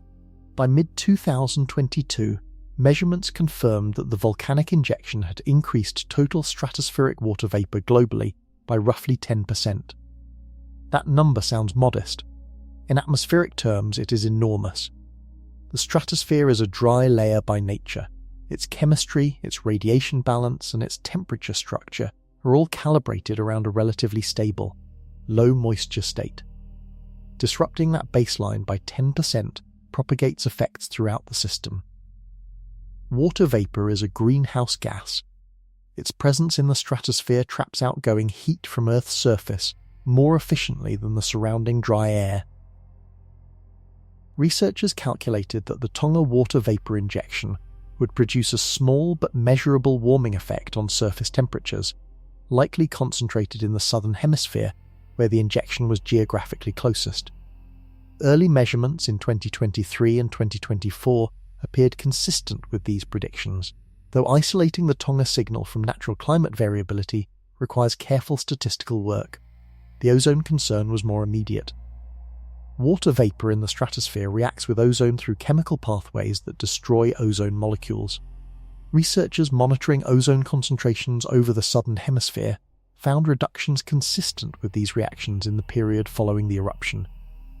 The ozone layer over parts of the southern hemisphere thinned measurably, allowing slightly more ultraviolet radiation to reach the surface below. This is not a catastrophic ozone hole of the kind caused by industrial chemicals. It is a natural volcanic disruption that scientists expect to fade over years as the stratosphere gradually returns to its pre-eruption state. But it demonstrates that a single geological event happening in the ocean can reach up through the atmosphere and affect radiation levels experienced by people and ecosystems thousands of miles away. The broader question raised by the Tonga event is about our baseline assumptions. Climate models used to project future temperature patterns include volcanic forcing as a variable, meaning they account for the cooling effects of sulfur-rich eruptions. The Tonga eruption did not behave like a sulfur-rich event. It behaved like a water-rich event with warming potential. If submarine eruptions in shallow water environments produce this kind of atmospheric injection more frequently than previously assumed, climate models may need to account for this as an additional input. Scientists studying the 2022 data are also asking a longer historical question. In Earth's past, during periods of intensified submarine volcanic activity, how much water vapour reached the stratosphere? And what role did that water vapour play in ancient climate shifts that scientists have struggled to fully explain? The Tonga eruption, still being actively studied as of 2026, may end up being one of the most scientifically productive single volcanic events of the modern era, and all of it started 400 feet below the ocean surface. The number is staggering, and nobody knows exactly what it is. Scientists estimate that somewhere between 3,000 and 10,000 submarine volcanoes currently exist across the world's ocean floors. Of those, a significant fraction are considered active in geological terms, meaning they have erupted within the last 10,000 years or are showing signs of ongoing activity. Many researchers believe that at any given moment, dozens to possibly hundreds of these volcanoes are actively erupting somewhere on the ocean floor. The evidence for continuous, widespread submarine activity is strong. Hydrothermal vent fields, which require ongoing heat input from active volcanism to operate, have been found in every ocean basin. New vent fields continue to be discovered at a rate that suggests the inventory is far from complete. Each newly discovered vent field implies an associated volcanic system that has been operating without any human documentation. The oceanic spreading centres alone guarantee massive ongoing volcanic output. The mid-ocean ridge system produces new ocean crust at a rate that requires continuous, widespread lava eruption across its entire length. scientists can calculate from the volume of new crust created how much volcanic activity must be occurring. The number implies an eruption rate across the global ridge system that would be considered extreme if it happened on land. Most of these eruptions produce no surface signal whatsoever. Deep, quiet, effusive eruptions pour lava onto the seafloor and cool it without generating any bubble plumes, gas columns, or floating rock fields that satellite instruments could detect.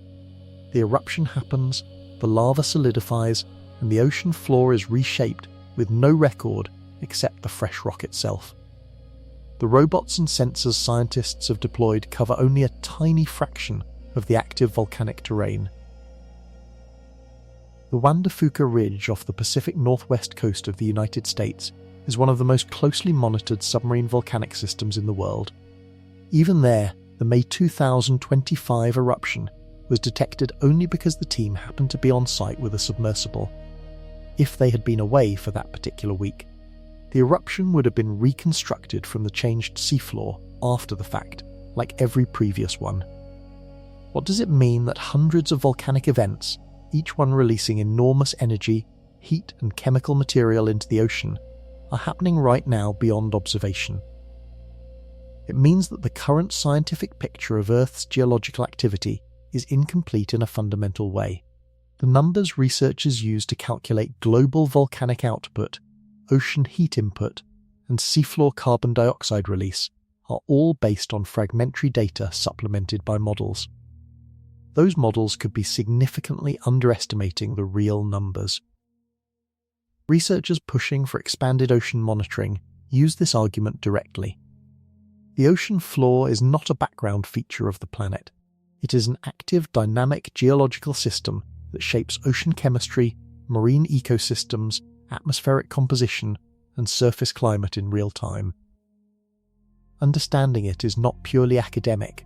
It is directly relevant to understanding how Earth is changing and how those changes will reach the surface where people live. The volcanoes erupting right now in the dark are not just interesting. They are part of the machine that runs this planet.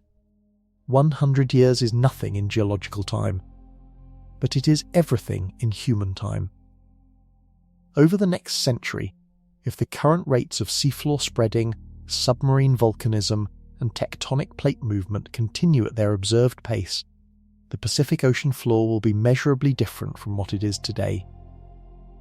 New terrain will exist. Old terrain will have moved. Some of it will have been consumed in subduction zones, pulled back into the mantle and recycled.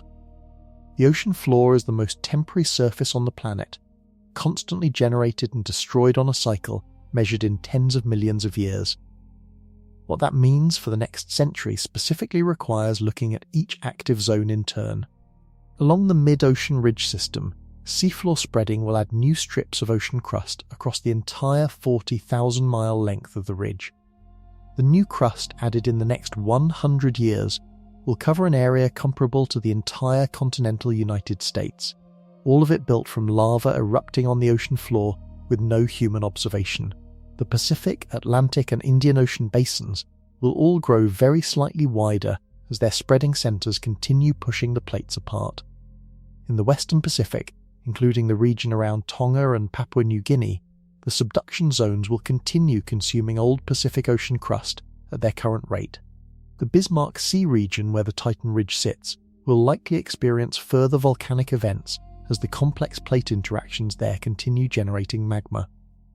Whether any of those events will rival the 2022 Tonga eruption in scale is impossible to predict, but the geological setup guarantees that major events will happen. New islands will be born, and most will die. The home reef island, if it has not already vanished, will almost certainly be gone within the next decade without a sustained new eruption to feed it. The Iwo Jima addition, having partially connected to an existing landmass, has a better chance of persisting. Entirely new island-building eruptions will happen in shallow volcanic fields around Tonga, the Aleutians, and along the western Pacific island arcs. The vent communities living on the seafloor will continue their cycle of colonization and extinction. Old vent fields will cool as their volcanic heat sources weaken. New vent fields will open on fresh lava. The organisms adapted to this cycle will follow the heat, colonizing new territory, reproducing, and dying with each shift in the volcanic activity below them. What could change the picture significantly is human monitoring capacity. In 100 years, if ocean observation technology develops at the pace that researchers currently project, the fraction of the ocean floor under real-time monitoring could grow from its current tiny fraction to something approaching comprehensive coverage. That would transform submarine geology from a science that reconstructs events after the fact to one that watches them happen. The ocean floor has been reshaping itself for billions of years, completely indifferent to whether anything on the surface noticed. The fires down there were burning long before humans existed. They will burn long after the current generation of monitoring technology becomes obsolete. The only question is whether we learn to read the signals fast enough to stay ahead of what the ocean floor decides to do next. Because the next eruption is already building. Somewhere in the dark, right now, rock is cracking and magma is rising. The ocean is not finished.